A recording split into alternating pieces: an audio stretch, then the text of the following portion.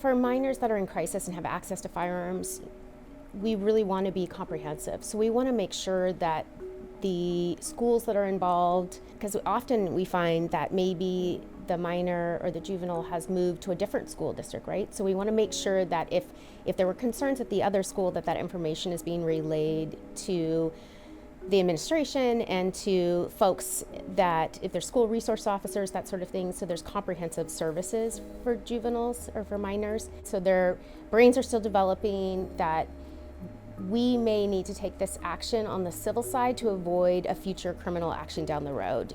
And I also, in the state of Washington in the last couple of years, all juvenile extremist protection orders can be sealed. So if they're in compliance at the full hearing. And so I think that's really important, because that's not something that's going to follow them into adulthood necessarily.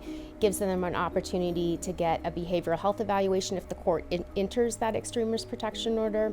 And I think really importantly too, it's putting the parents or guardians on notice of the concerns. And the law requires that the guardians or parents of the juvenile be served with the extremist protection order documents, as well as the juvenile.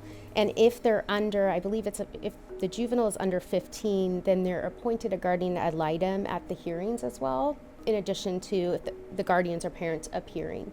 So it's really designed to intervene early and to address the access in the home. And it gives the courts the ability to say, we know this juvenile may not be able to purchase, but we have concerns about other members in the home having access to firearms.